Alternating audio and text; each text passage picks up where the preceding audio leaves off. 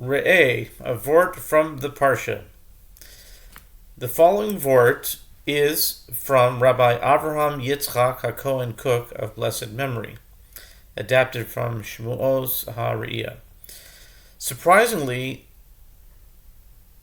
the Torah never spells out exactly where the temple is to be built. Rather, we are instructed to build the Beis HaMikdash in the place that God will choose. And this is the pasuk, the verse. Only the place that the Eternal, your God, will choose from all your tribes to set his name. There you shall seek his dwelling place and go there. Deuteronomy 12:5. Where is this place that God will choose? What does it mean that we should seek out his dwelling place? The sages explain that the Torah is commanding us, under the guidance of a prophet, to discover where the Beis HaMikdash should be built. King David undertook the search for this holy site with the help of the prophet Shmuel. Why didn't the Torah explicitly state the location where to build the temple? Moses certainly knew that the Akedah took place on Mount Moriah in Jerusalem, and he knew that Abraham had prophesied that this would be the site of the Beis HaMikdash. Maimonides, the Rambam in Guide to Perplexed, suggested that Moses wisely chose not to mention Jerusalem explicitly.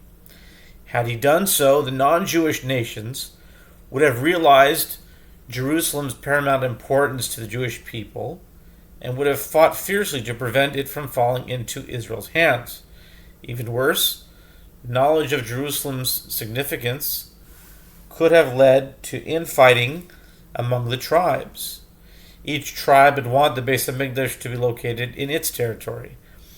The result could have been an ugly conflict, similar to Korach's rebellion against Aaron's appointment to the position of high priest. Maimonides reasoned that this is why the Torah commands that a king be appointed before building the Beis HaMikdash. This way, the temple's location would be determined by a strong central government, thus avoiding inter-tribal conflict and rivalry. In any case, David did not know where the Beis HaMikdash was to be built. According to the Talmud in Zvachim 54b, his initial choice fell on Ein Etam, a spring located to the south of Jerusalem. And Ein Etam appeared to be an obvious choice, since it is the highest point in the entire region. This corresponds to the Torah's description that you shall rise and ascend to the place that the Eternal your God will choose, Deuteronomy 17:8.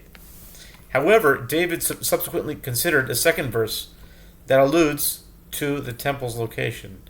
At the end of his life, Moses described the place of God's divine presence as dwelling between his shoulders, Ben Kasefav Shachen, Deuteronomy 33:12. What does this mean? This allegory suggests that the temple's location was not meant to be at the highest point, but a little below it, just as the shoulders are below the head. Accordingly, David decided that Jerusalem, located at a lower altitude than Ein Etam, was the site where the Beis HaMikdash was to be built. Doeg, the head of the high court, disagreed with David. He supported the original choice of Ein Etam as the place to build the temple. The sages noted that Doeg's jealousy of David was due to the latter's success in discovering the temple's true location. The story of David's search for the site of the Beis HaMikdash is alluded to in one of David's songs of ascent.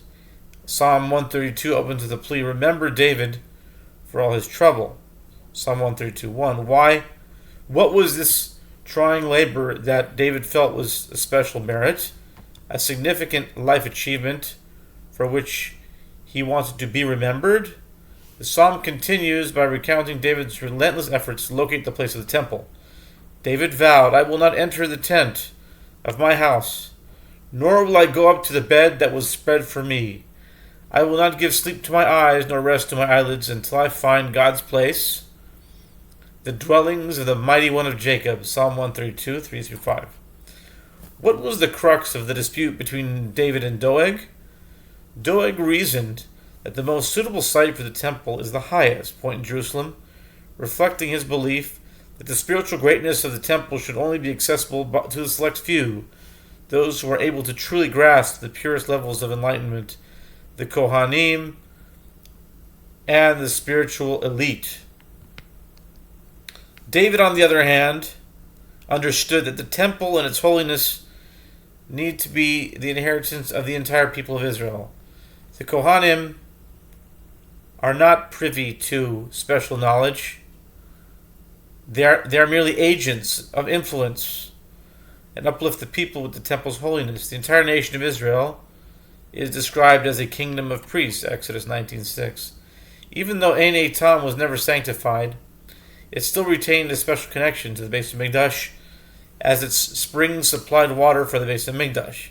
The Talmud relates that on Yom Kippur, the high priest would immerse himself in a mikveh on the roof of the Beis HaParva chamber in the temple complex in order for the water to reach its roof, which was 23 cubits higher than the ground floor of the temple courtyard.